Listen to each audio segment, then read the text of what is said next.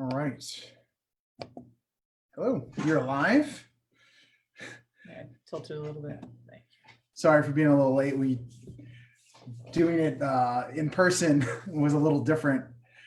So we went through one way and then had to go back another way. So thank you everyone for joining us. Yay, technology.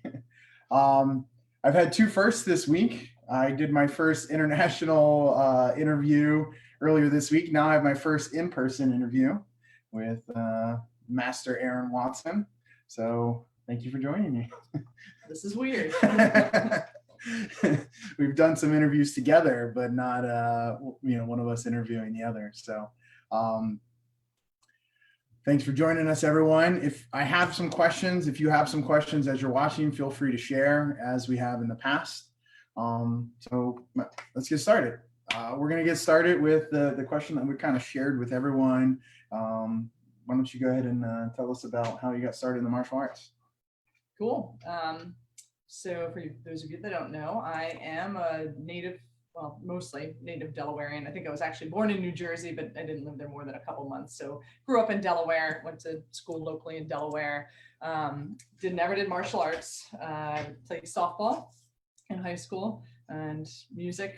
And then I went to the University of Delaware, and my first year in University of Delaware, I was kind of an undeclared but music major, and at the end of the year, I went for a semester abroad in France, studying music because that's what I was going to do, and it was awesome. It was amazing to live in Paris, stay with the Paris family, study music and architecture, and then when I came back, I had two close friends I had developed my freshman year in college, and one of them had been to a kind of activities fair at the university while I was gone, and said, hey, when I was at the activities fair, it looked, I saw this thing about joining the university ambulance. It looks really cool.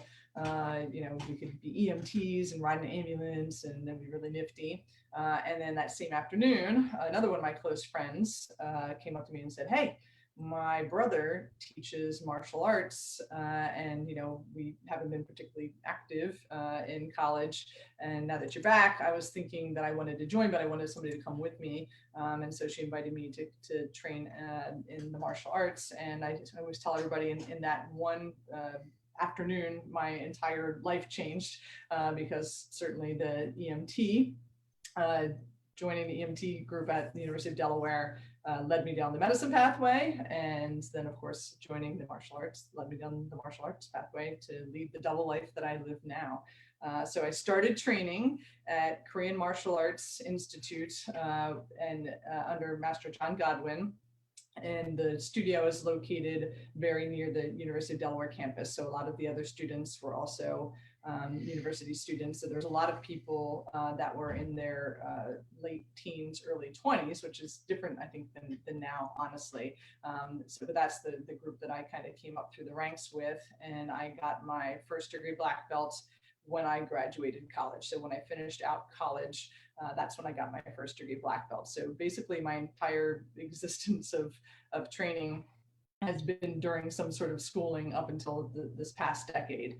So I went through all of University of Delaware with Master Godwin, and then when I graduated, I did not actually get into medical school my first time around. So because I was a music major and changed my mind and then decided I wanted to do medicine, I was very late in the game.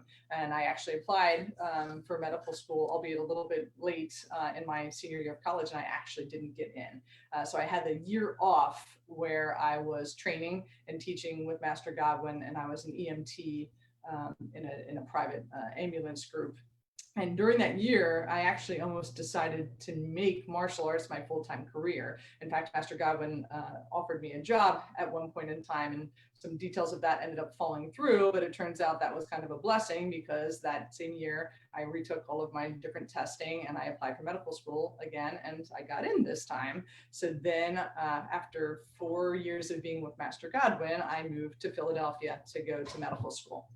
So I had the incredibly good fortune to have such a wonderful instructor who encouraged me to train while I was in medical school living in Philadelphia, and he put me in contact with headquarters.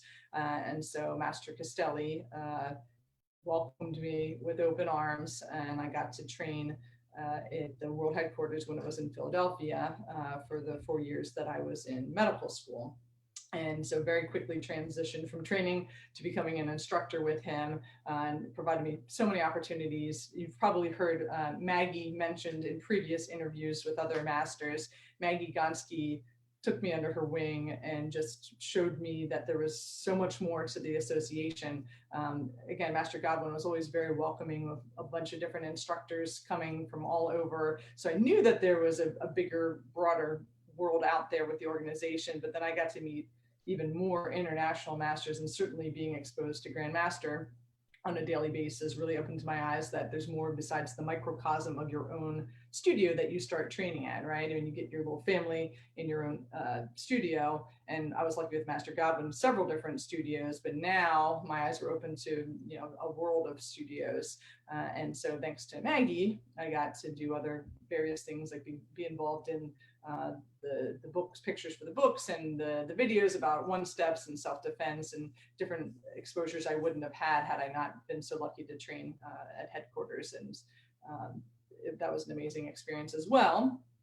During the second 2 years of medical school, a lot of it is clinical rotations. So part of the time I was in Philly, part of those rotations were in Delaware. So I got to come back and train in Delaware periodically. I had a couple rotations in Pittsburgh. So I also had the great opportunity for several weeks to train with Master Holmcheck and Master Harvey. Again, another group just welcomed me with open arms. I got to go there, train, see a whole nother world that I didn't know existed. So that was amazing. And then when I graduated medical school, I then came back to Delaware and came back to the Newark location with Master Godwin. And I had already met the other Master Watson before that from when I came back and visited during medical school, but that's kind of when we became close. And by then he had already pretty much transitioned to teaching at the Hockessin School. And then things evolved from there. I've been kind of a wandering misfit. I feel like I've certainly Master Godwin and Korean martial arts is my first home, and everything I've achieved beyond there is thanks to Master Godwin. But I've had the good fortune to train at multiple different studios along the way as well. So after coming back home to Newark, of course, other Master Watson and I call him other Master Watson. I'm the first Master Watson.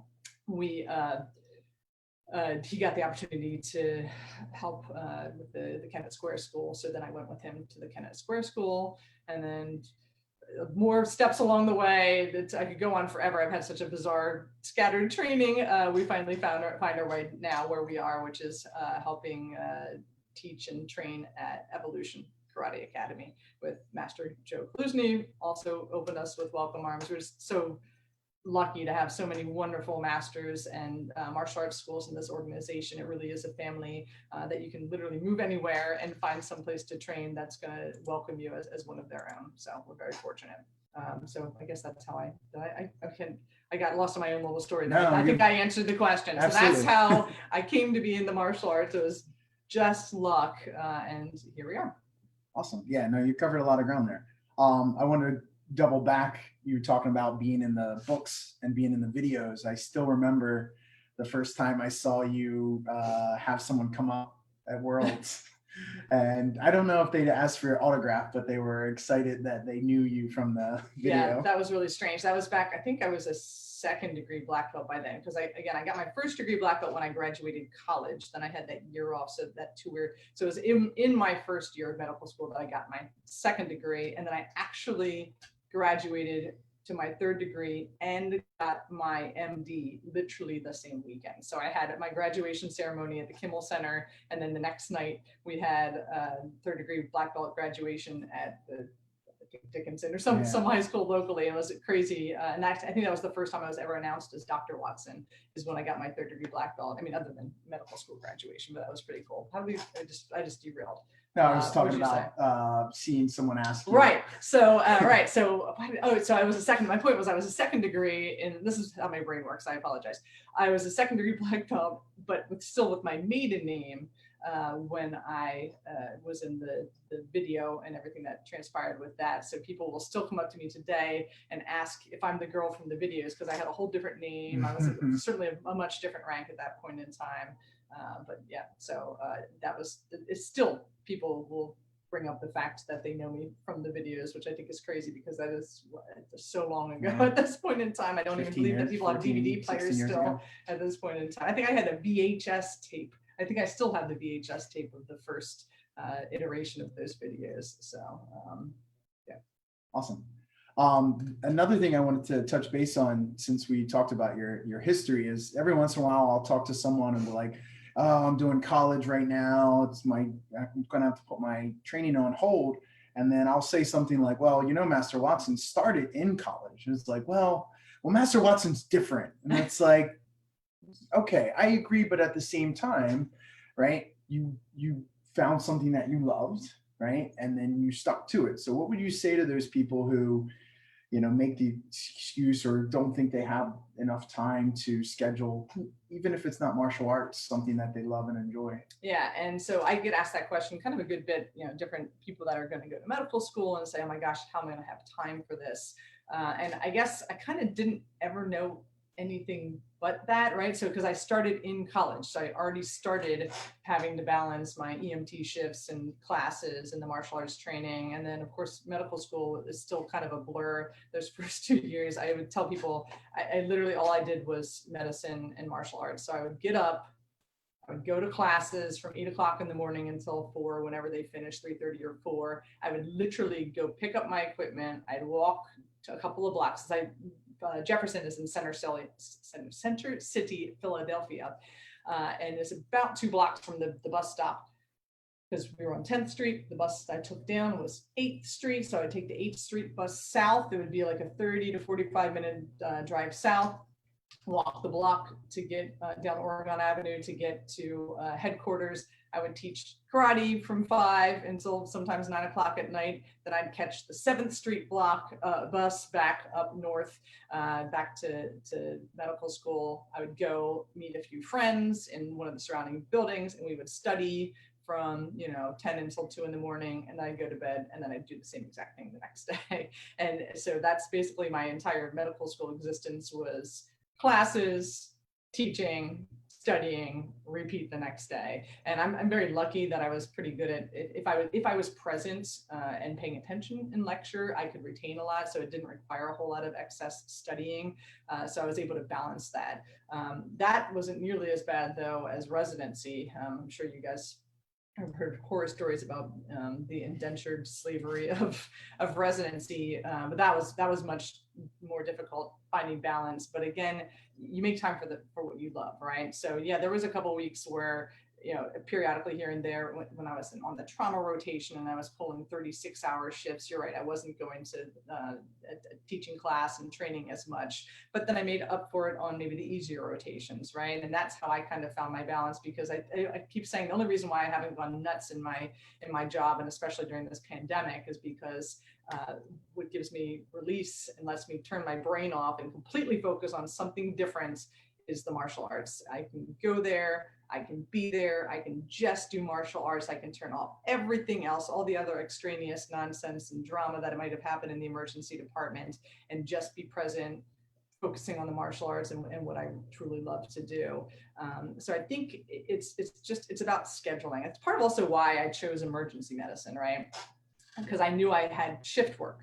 And yeah, sometimes I work overnights, and I have to sleep the next day, and exercising in martial arts is a little bit more exhausting. But at the end of the day, there's several days I have off too, because it's shift work. And on those days, I make sure I focus on my teaching and my training and my family. And I'm very fortunate to have family in the martial arts. I'm not sure how. There's plenty of masters out there that their significant others are not in the martial arts. I just don't know how they do it, because again, I say my entire world is literally medicine, martial arts, and then my family, which luckily is linked to the martial art. All of our martial arts vacation, I mean, most of our vacations are martial arts related, as many other martial artists can attest to. And so again, I don't know how to say it any better than you make time for what you love. There's lots of list making. I have checklists, Schedules. scheduling. Yeah, I don't have a lot of downtime. I know someone asked about that. There's not a whole, but that's not me, right? We were just joking earlier that if I sit down or don't have something to do for 15 or 30 minutes, it's actually stressful for me because I'm thinking the whole time there's something else I could be doing or something else I could be getting done or some other way I could be using that time better. So I literally have to schedule in my relaxation time. So things like vacations, I don't mind relaxing on vacation because that's what that time was allotted for, and that's just the way that my brain works. So yeah, so I managed to train through it all, and if you want it bad enough, you can do it, right? So anybody who's going out, I know a lot of our students at Evolution are going off to college next year. Again, I got on a bus and to South Philly by myself, back and forth, because I loved it that much, and I loved the students that much, and the instructors that much, and you will make time if you love it. Awesome. We have some people chiming in. Actually, Master Marco, I talked to him earlier this week, and he talked about being in school. He was in Colorado and trained off of the videos and textbooks on his own because he had no one else to train with, because that's just what he wanted to do. He loved it that much. And then, went to Texas to test for his black belt. So if you want it bad enough, you'll do it, right? You'll find some way to fit it in there. Who else we got? We got Lynn Prifty from Region 9 watching. Our daughter Riley says hi. Mike McGonigal, the Schultzes, Yoshi. So Yoshi put one in here, and it kind of ties in with another question he asked earlier. So his question here is, how has your medical training informed your Tang Soo Do training? But he also asked what the topic of your thesis was. Okay. It's interesting. I usually get asked the other way around. How has my martial arts training affected my medical training? Because I also will say that a lot of my success in medical school and beyond was thanks to my martial arts training. It really does teach you the discipline and the focus. And when I think back to my early training days, it was such a challenge, right? Up until college, really a lot of that, my earlier high school years and things had come kind of easy to me. School wasn't incredibly challenging for me. It's something I just enjoyed doing, and I was fortunate. Again, I'm very lucky that when I hear things, if I'm paying attention, I retain them. So it wasn't super challenging. And then the martial arts came along, and I got to tell you, my first two instructors, Master Maybroda was one of them, and he shaped a lot of who I am today and my fighting and my kicking skills. And there was another instructor, Miss Turner, who ended up having to leave and go to the West Coast, but she was one of my first instructors. I just remember how hard she was on me and how she would just pick me apart. And it was hard for me. I had been given awards and praise. And now I was in this element, I was completely out of my element. And there's nothing I could do right. My front kick wasn't good enough. My side kick wasn't good enough. And I thought, man, by the time I got to the orange belt, green belt, I legitimately thought about quitting because she just would not let up. She was all over me all the time. And man, what a challenge. And I think it's thanks to her. I didn't quit because I don't quit, right? I've never given up on anything. And I was going to make my goal, which was black belt. And my goal was black belt by the time I graduated college. And I'm going to let her and anybody stop me. And she really, for the first time, really, really challenged me in life. And I think it's thanks to her that I'm who I am today, because I think even today, Now I get annoyed when I don't get feedback. Once you make master level, there's less people out there critiquing you and giving you feedback. And I always say that Master Robinson is one of those people, luckily, that has absolutely no fear to walk up and tell me that, my block stunk, or my punch was too weak, or I moved my shoulder too much. And it's thanks to that, those are the people that help us get better. And that's the type of feedback I like. I don't like the sugar coating, oh, you're good at this, but blah, blah. I just want you to tell me, what can I do better, right? That's how I am. That's how I kind of teach, for better or for worse, but that's because that's how I like to receive feedback.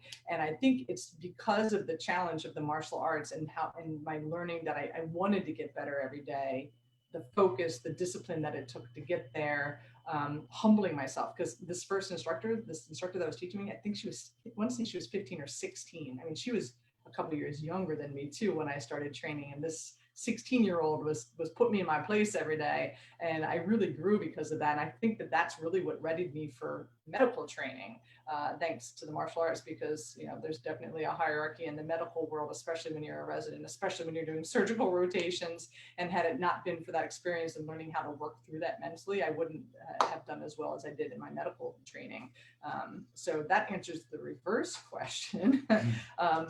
How does medicine make me better than the martial arts? I think it just makes me love the martial arts that much more. One, because martial arts are a great stress relief, again, for especially the emergency medicine world, because we see some stuff in emergency medicine. And again, if I didn't have the outlet of my family and hitting things, not my family, hitting bags, and just, being able to completely shut off and be in my martial arts world when I'm there, I don't know how other physicians survive that aren't in the martial arts. But the other thing is, it makes me realize, especially right now during this whole pandemic, that martial arts is really, it makes you mentally stronger, like I've mentioned. It makes you physically stronger and healthy too, right? And I think I appreciate that a lot more because, in the emergency room, I'm seeing people that have not taken care of themselves and what that does to their body. And it just makes me even more grateful for the martial arts, because this is what we do, right? In Tang Soo Do is we make each other better and healthier, right? We make each other better people. We lead healthier lifestyles, and it's thanks to that. If everybody did that, my job would be much easier. And I think that my medical training allows me to appreciate all the good that Tang Soo Do does for people that maybe they don't even realize. So, and then I think the other part was my thesis, right? So, one of my roles in Region 8 is that I am the conductor trainer, for lack of a better description, for our regional black belt tests. So I write the scripts for the test, and then I train conductors how to run the tests in a way that's going to be positive experience for the graders and the testees. And so I wanted to make a handbook or some sort of guidelines for how to do conductor training and black belt testing for different, for the World Tang Soo Do, for other regions to use. And I got shot down and I got told, you're going to write about health and martial arts, basically. So not surprisingly, I got pigeonholed into my doctor role, and my thesis is on all the different health benefits of the martial arts, of which there are numerous. I think it's 60 pages long, so that would take this entire interview. But that's what my thesis was about, not by my choosing. I was voluntold to do that. But that goes along with what you said, where the best thing about the martial arts for you outside of being a doctor is the benefits that it has on you mentally and physically. Right. So. Our daughter put one, who inspired you the most? So it's kind of a open-ended question, but if we take it through martial arts. Yeah, I was gonna say, who inspired me the most is not a martial arts person, although there are many inspirations I have in the martial arts. The most? You could take that who outside of martial arts too, if you. Well, I have a family member, or kind of a family member, that's inspired me by most in my life. But man, I'm not really sure. There's so many, I don't even know. There's different people that inspire me in different ways. So certainly Grandmaster Shin, getting to watch him closely, being up at headquarters, was inspirational. Again, that my very first instructor, Miss Turner, inspired me in inspired me to want to work harder, and to not give up. But then there's plenty of these female masters out there that inspire me every day. I mean, Master Tracy was on here last week, Master Rachel Valentin. Oh my gosh, I could name a million. Master Angel Salona, Master Anna Setianto, Jolene Westrod. I mean, it goes on and on. There's a bunch of females that have inspired me because they got out there and they just work hard. We don't identify ourselves as female martial artists or as being different. We are martial artists, and we're going to go out there and train as hard as everybody else. There's no female way to do things, and I know that there's lots of different thoughts on this, but again, I don't think I could name just one person. So too many to name. So many different people that help me in so many different ways. Master Robinson, he's a big inspiration for me. It goes on and on. That's a good answer. I like that. Let's see. Kelsey says, "Hi, Dr. Watson. Listening to you is bringing back a lot of memories." Yes, Kelsey was back in New York. So many. We were really blessed. Yeah. When I was coming up through the ranks, there was just at least 16 just top-notch, hard training. I mean, you don't have to be the most talented, but these people trained and left it on the mat every night. And that's, I mean, for me, that's what it's about, right? You don't have to be the best one out there. You got to be the hardest working one out there. And man, I was really lucky. We had quite a group of rock stars when I was coming up through my early ranks, and obviously still now as well. Absolutely. I remember those days. So Master S, going back to what we talked about earlier, making excuses or results, both are up to the students. That's right. And that's true in everything, right? And not just in the martial arts, that's true in life, right? Especially during hard times like right now. Again, you can make an excuse, or you can just get out there and your life is about choices, right? I think about this stuff all the time, the choices I could have made differently, right? I mean, just something as simple as I literally came down to the last week of deciding where did I want to go to college. I had narrowed it down to the University of Delaware, mainly because my parents were like, it's a lot cheaper. And if you do that, we'll get you a car and we're going to let you go study abroad, right? Or Cornell, which basically gave me like nothing. But in my head, I'm like, ooh, Ivy League school, it's all fancy. And it literally came down to the last like hour and I chose Delaware. And I still to this day think, oh my God, what if I had chosen Cornell, right? Would I be a physician? Would I be in the martial arts? It's just mind-boggling little things like that. And then same thing when I was choosing my residency, I was this close to going to University of Maryland. And had I gone to University of Maryland rather than Christiana, because for those of you who don't know, I actually did a double residency in emergency and internal medicine. So I did a 5-year rather than just a 3-year residency to be double boarded. I'm still not sure why. I think I'm just a perpetual student.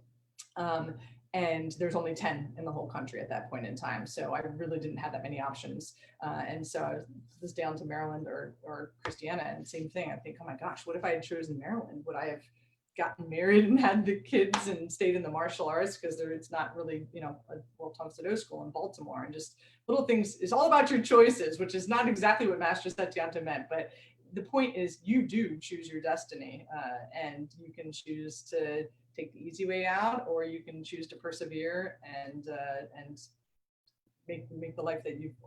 My life is better than I could ever have dreamed. So awesome. Following up on that, Master Setianto asked, "How would you describe your first year at Master's Clinic?"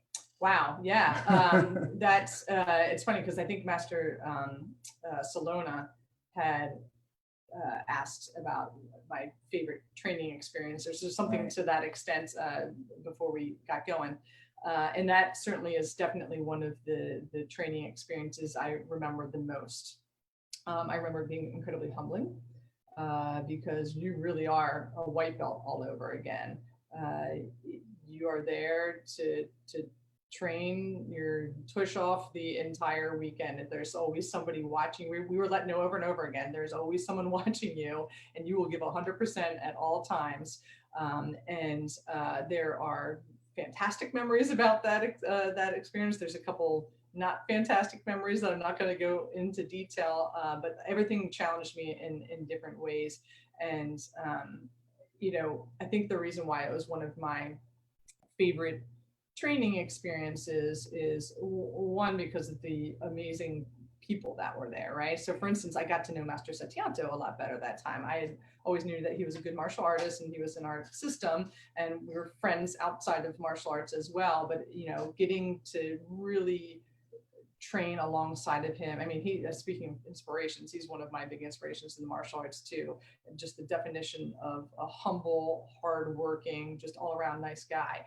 Getting to have him next to me, thinking, oh my gosh, this guy was eons better than me. How in the world am I here with him, right? Same with Master Satyanto, or Master Salona.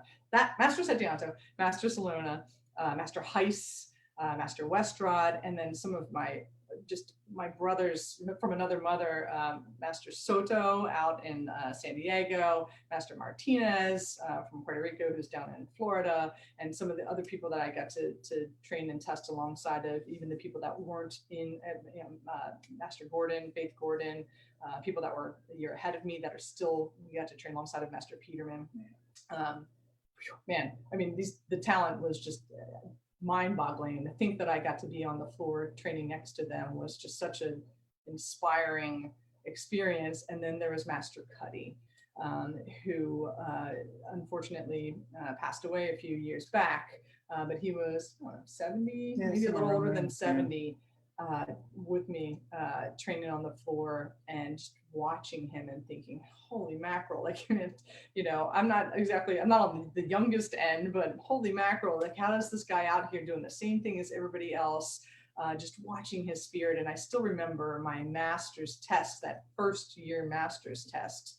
I had no idea what to expect, and I can't go into too many details of this, secretness of master's clinic, but it was brutal, right? So we were just like you do in regular black belt testing, marching techniques up and down the floor. And I swear they took us this entire length of this entire part of the gym. We did like 15 to 20 techniques up one way, 15 to 20 techniques on the way back. And I still remember in the first 20 minutes thinking, I'm going to die. And I thought for a good 30 seconds, I thought, this is it. I'm not going to do this year. I can't make it. I'm dying.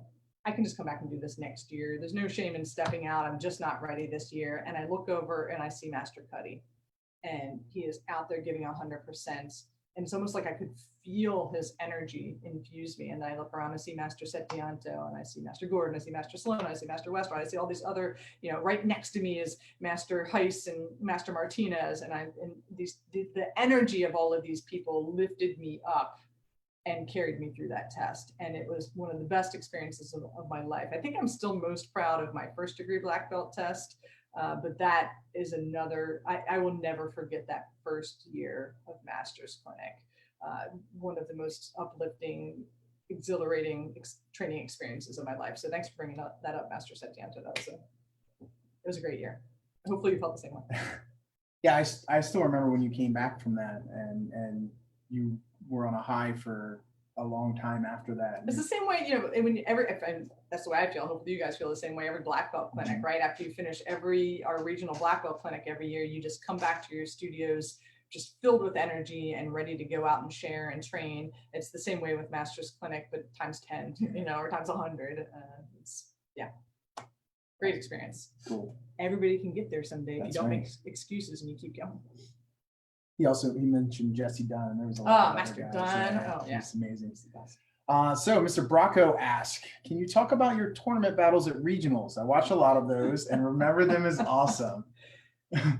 So tournaments were never my favorite thing ever, honestly. In fact, I don't even think I did one until I was out of college. I think, which is part of why I think I had blinders to the fact that there was a bigger association out there. I was very much in my little Newark KMAI studio. So I think it wasn't until either the very end of college or after I graduated that I even went to my first regionals. I did a couple little, Master Godwin used to have the Kahunaville tournament, and I did a couple of those.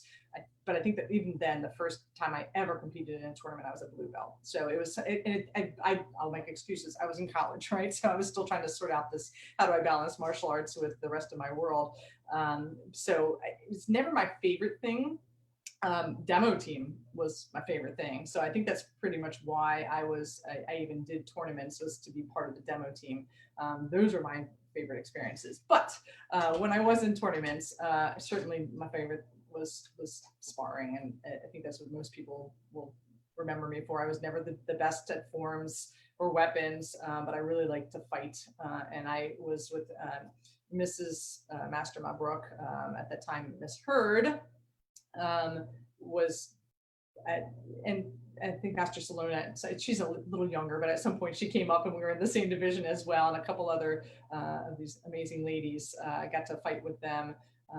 And one year, 2001, I think it was my first year of medical school, actually, is the year that I won the regional cup. And 2005, because I was there.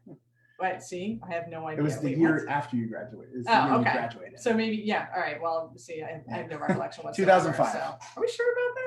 Okay, well, 2005. That's when I graduated medical school. Right.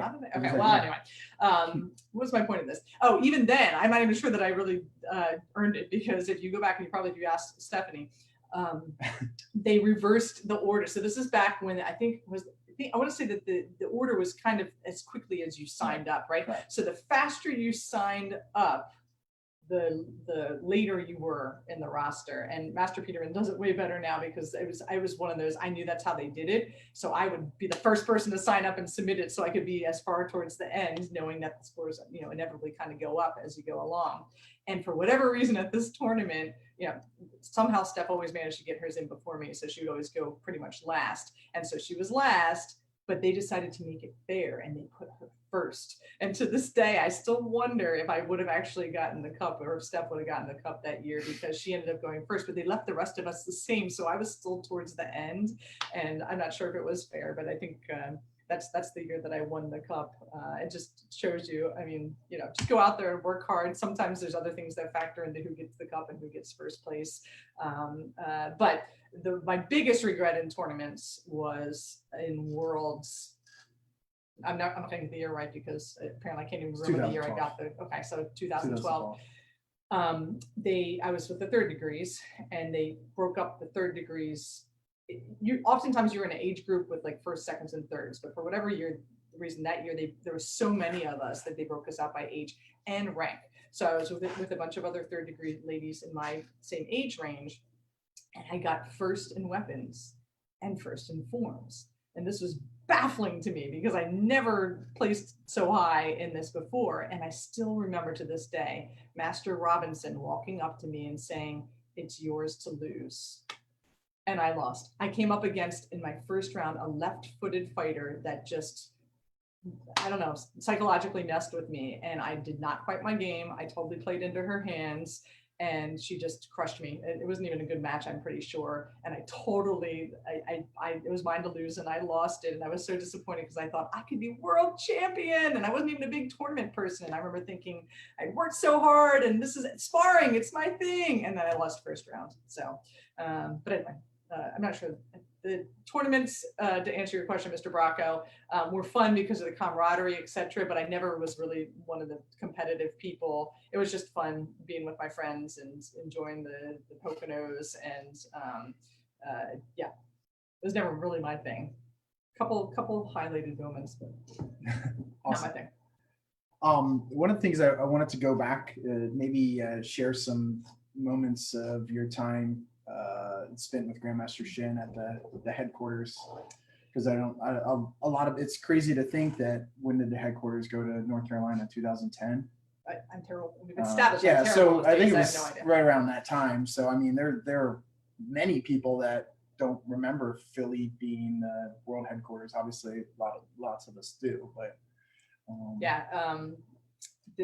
I was there from, I can do this, from 2001 until 2005. So I got 4 years to be up there. And yeah, it was fantastic. Master Castelli taught most of the classes. I got to work with Grandmaster at leadership class. So it's not like he didn't come down every single night and teach. I got to see him every day, but it's mainly because his office was right across from the changing room upstairs. So, and for those of you that never went to headquarters in Philly, it's all hardwood, which was a whole different training experience. And there's 2 floors. So the studio's on the first floor, and then all of the World Tang Soo Do offices were on the second floor. So Maggie's office and Ro, one of my favorite people, and Master Grandmaster Shin was across the way. So I did get to interact with him, but mostly it was just him saying, "Doctor, close door," right? So he would make me come over and shut his door and do a couple of things for him. And again, obviously getting to train with him at clinic and then at these leadership classes, the those of you who don't know, the Region 8 leadership class, or which still exists today, started I think it was either my first or second year in medical school. So it started while I was in headquarters. And I had the incredible luck that because I was an instructor at headquarters, it didn't matter that I was only a first degree about to be a second degree. I was still allowed to come to the leadership training sessions, and that where I met a bunch of my other amazing friends, Master Guider, Master Black, Master Thierfelder, a lot of these people who are also my brothers, all came through my early training. I still remember I was just this random token first, second degree, walking around the floor with all of these third degrees at leadership class. I learned so much from those classes as well. And so I got to train with Grandmaster Shin there as well. The funniest memory I have of him was the one fateful year that I agreed to be medical staff at the Children's Black Belt Clinic. I don't know how Miss Hurd and who's the other one? Miss Skimba, Master Skimba. I have no idea how they do this every year. Master Horse, I think, helps out sometimes too. It was torture. So I just remember, so when you are medical staff, you get to stay in the infirmary. So I guess that's the perk, right? Is that you're not a camp counselor, you get to stay in the infirmary in the air conditioning. And I remember that year, Master Setianto was pregnant, so she stashed all of her food in my refrigerator, and she would come and hang out with me in the air conditioning periodically. But that year also, I don't even know why, but some child decided to spray bug spray in another child's mouth. So they held down the kid and they sprayed some bug spray in their mouth, right? So they bring this kid to me, and I think I was not a physician, or maybe I was in, I can't remember what year this was either. I was either in residency or still a student. I didn't know very much. Let's just put it that way back then. And so I called poison control. And they tell me I got to monitor this kid for seizures throughout the night. I got to wake him up every hour to make sure he's not having a seizure. So I have to let this kid sleep in the infirmary with me. And so the worst part was after I talked to poison control, I got to talk to the kid's parents, right? So Grandmaster gets wind that there may be something actual medical happened. And he's kind of lurking around, and I'm on the phone with the parents trying to explain to me what happened, what I'm going to do. And he literally gets off the golf cart and he walks up, he takes the phone out of my hand and he says, "Oh, no worries, he'll be okay." Click, and hangs up and just puts the phone and walks off. And I'm like, well, I was in the middle of a conversation trying to reassure this family, and Grandmaster just walked up and said, "Everything's gonna be fine. See ya." So that's one of my funny memories of Grandmaster Shin. Awesome. Cool. We got about 15 minutes left. I got some questions for you. So one of the ones that was asked earlier by Mike, he asked about once we open up again, what your thoughts on the future of training in the dojang? Yeah, this is a loaded question. Right now, Master Fattori, who is the regional director of Region 8, has tasked the different representatives from different states to work on a reopening process. That process is still being worked out now. It's certainly going to be different for a while. I think, I don't want to get into my thoughts on the pandemic, because again, that could go on for hours. I think we are going to get back to regular life eventually, right? Hopefully by the end of the year, maybe early next year. But you're right. In the meantime, the next 6 months, what does this look like moving forward? The answer is it's going to be different.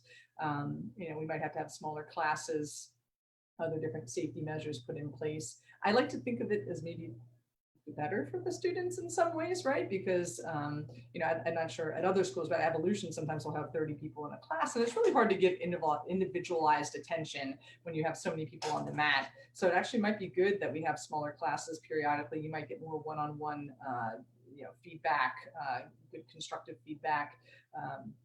So it might actually be better in the short term. But this is kind of a tough question for me to answer, because I'm actually the person that's working on this process for Delaware, and I have not gotten all the details worked out with the Tang Soo Do lawyers just yet. So I don't want to say more than it's probably going to be different for a little while, but I think we're going to make it work. And I know it's not going to stay like this forever. let's leave it at that. All How's right. that for a non-answer? There you go. Mr. Lyons says, you do an awesome job leading all the conductors at black belt testing. How did leading the group come about? Okay, so fantastic. So again, Maggie Gonski, man, what, I don't know, where would I be without her? So I still remember I was, I didn't start training right away in Philly when I went to medical school. It was a couple of months where I was just, sorting things out. I was training in the gym at the medical school, which drew a lot of stairs. And that's when I finally talked to Master Gavin. I was like, listen, I got to do something. And he put me in contact with headquarters. And so very early on, so I want to say I got to headquarters by like August, right? And testing is in September. And so I hadn't known her for that long, but long enough that she trusted me to help. She was in charge of the Tiny Tigers class, and I would help her teach all the Tiny Tigers classes. And so we kind of formed a bond that way. And at that black belt testing that year, I want to say someone called out sick. It was very different back then, right? So I think there was one conductor per group that ran the test like the whole day, pretty much. Maybe you had two conductors, and somebody went missing that year, or didn't come for some reason that year. And she looked at me and was like, "You're conducting black belt testing." And I was like, "What are you talking about?" So I was still a first degree at that point in time, for sure. And everybody else that conducted was third degrees, and like high powered third degrees, like Rob Massaroni, Antonio Borriello, again, White, Phil Geider, Adam White. Adam White conducted my black belt test, I still remember. And then Master Black, so these really high powered people. And I thought, I can definitely not hang with these people. And talk about being put in your place. I still remember this too. So it was my first time ever conducting black belt testing. I think they put me, it might have been with Master Geider. I think he might have been the first person I conducted with. And so I'm demonstrating my least favorite kick of all time, which is diagonal kick. I knock kneed. I'm going to make excuses, Master Satianto. I'm sorry, but I'm knock kneed. My knees don't turn that way. I've adapted. I do a decent one now, but back then, first degree, I was definitely not great with it. So I'm demonstrating it, and I think I do a pretty good job. But I still remember Master Fisher and Master DePietro were on my board, and they called me over after I finished my portion, and they said, "Yeah, that wasn't a diagonal kick." And I was like, "Oh, okay, sorry, I'll do better the next time," because we conducted a couple of groups, right? So then the next time I get up there and I'm gonna put all my energy into it, I throw my world's greatest diagonal kick, and I felt like it was a monster of a diagonal kick. And I still remember I turned back and I looked at them and I was like, "Better?" And they were like, "No." And just reminded me of my hierarchy of where I was. So that's how I got started in conducting, because I got thrown literally to the wolves, I felt like. But Maggie trusted me, and she put me out there, and she had seen me teach class, and she said, "If you can handle the Tiny Tigers, you can do black belt testing." And I just never stopped after that. I miss conducting so much that the saddest day of getting my fourth degree was when I couldn't conduct anymore. So heartbreaking. Around that time, the person besides Master Romitis, who really was first in charge of conductors, he handed the reins over to Master Brenner. And Master Brenner, because of medical conditions, kind of had to eventually kind of let those reins go. And when he was phasing out of that position, he came to me and said, "Hey, listen, would you mind taking over for me?" Because he knew how much I loved it. And then, that's how I got put in charge of it. And then we started developing training sessions. And I'm so happy that there's so many other people out there that are like me, that just love it so much. It's such a joy to go out there and help a group of black belt candidates, just put it all out there, give them some energy when they need it, but allow them to show their amazing technique and show why they're earning their black belt that day. There's no better feeling than that. And so that's how I came to be the conductor and instructor. I should get a title. Conductor, instructor. Yeah, that doesn't work. All right. Master Setianto has one more for us. Do you have any special memories of Grandmaster Bodwin? Yeah, so many, right? I'm trying to think of my favorite memory of him. We got really lucky that we went to a regional championship in Aruba, Region 18, Region 18's championship in Aruba, when Grandmaster Strong and Grandmaster Bodwin were there. And so we got to spend a good deal of one-on-one time with him there. And he just loves our youngest daughter. I'm sure he loves both of our daughters, but he used to, the little redhead would bring such a smile to his face. And I loved watching him interact with my kids there. I still distinctly remember him coming to our Region 8 black belt clinics as well, and walking around the track with him in the morning time. I remember having lots of great conversations just walking around the track. It sounds like a strange memory, right? But there's just the one-on-one time with him. And then certainly when I got to the great blessing to be invited by Mrs. Master Valentin to teach in Region 9 this past summer when they had their Region 9 black belt clinic. There's no way I would have known that shortly thereafter he would pass away, but I got to make some last kind of final special memories with him one-on-one up in Region 9 for that entire weekend, and sitting and having breakfast with him and talking with him. Just everybody says this about him. What a wonderful man. The best hugs, the smiles. He remembered everything about you. He remembered your family, and he was genuine.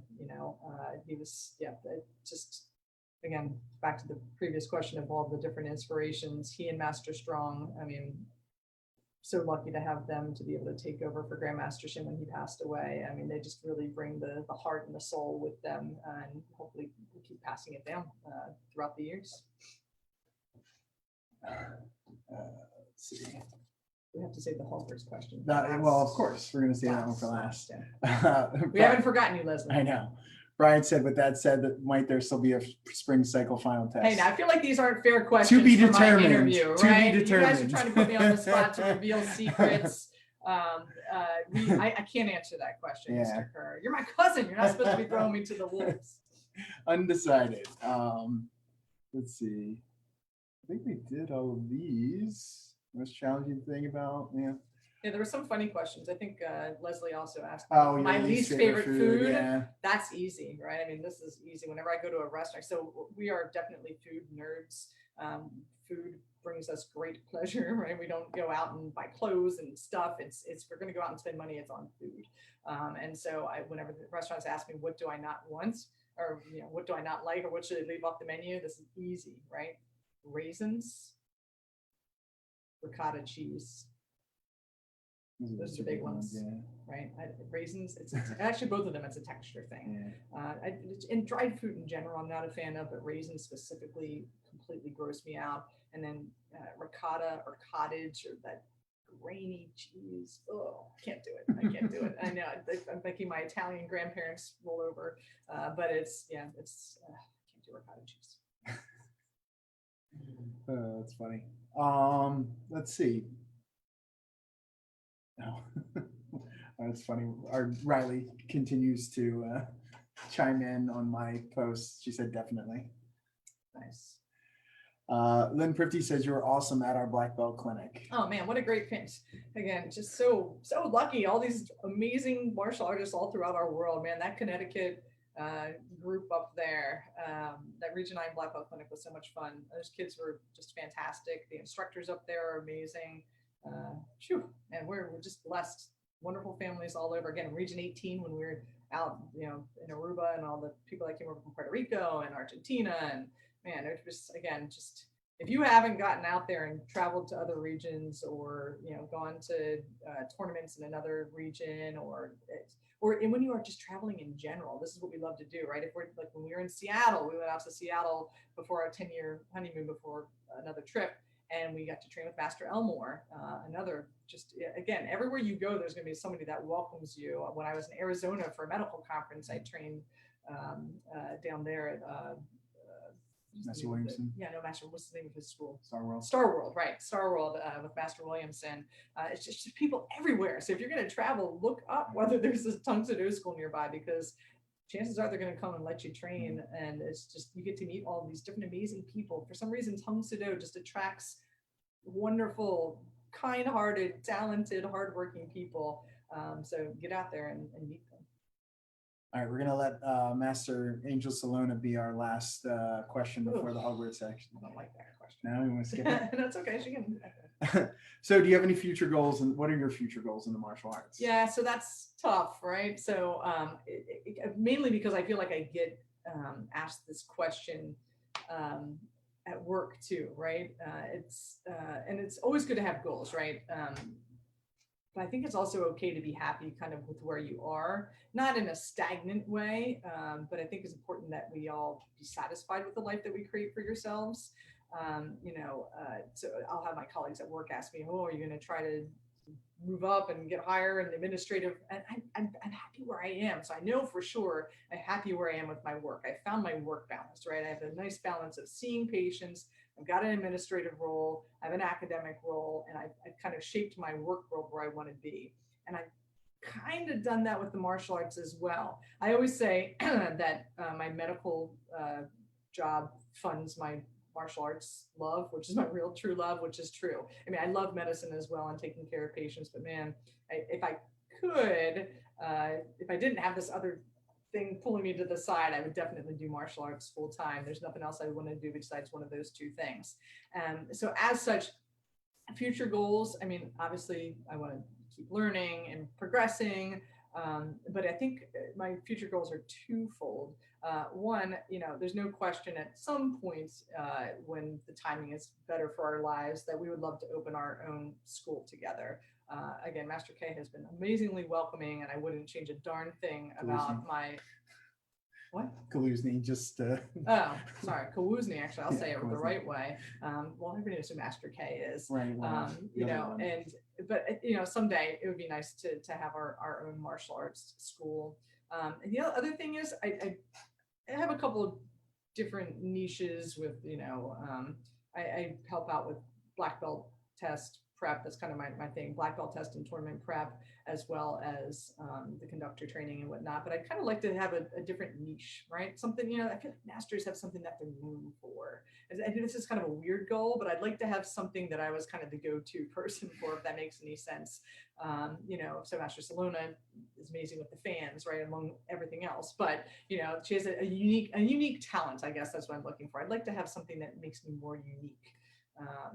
That being said, that's a goal, right? I'm very happy with where I am, honestly. Cool. All right. Well, that takes us right up to the end here. We'll do the last one that Leslie Jackson posted. Right. If you were a Hogwarts professor, which one would you be? Right. So other love of my life is Harry Potter. I love everything about it. I'm not ashamed to say that. I love everything about those books. And this is a no-brainer. I'm pretty sure this is a no-brainer for anybody who knows me, but without a doubt, Professor McGonagall, right? She's no nonsense.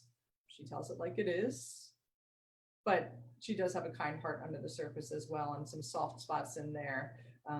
I also like that she teaches a really challenging subject like transfiguration, which you can't grasp.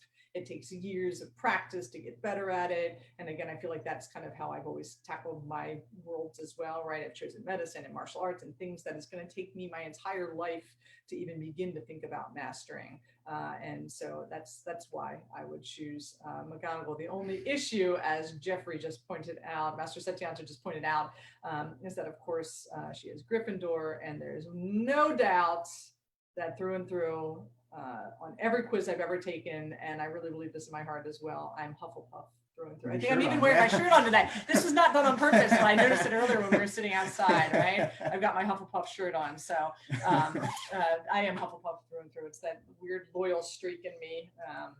That's my kind of defining quality, I think. But anyway, the answer to Leslie's question is Professor McGonagall, which I'm going to guess is not a surprise in any way, shape, or form. Awesome. Well, that puts us on the hour mark, even though we started a few minutes late. I want to thank you for being my guest today. A little different doing it right next to each other. Yeah. But I really appreciate it, and it seemed like everyone enjoyed it. So any last words? No, I mean, again, like I've said all the way through, just keep training, right? Like Master Setyanto said, put the excuses aside, right? You will feel better when you're training. You will get better when you're training. And the only way to not reach your goal is to quit, right? And so I've said this when I was out in Region 5, is that Chicago? Did I make that up? Visiting Master Janta and Master Tracy. And they asked me to say that, to ask what my advice would be to their students. And that's what it is, right? Just go and when you're there, be there, right? People say, oh, how do you balance all the different things in your life? It's because wherever I am there, right? So don't be at the karate studio thinking about work. Don't be at the work thinking about the karate studio. Wherever you are, when you're with your family, focus on your family, right? That's how all the different pieces of the life can work.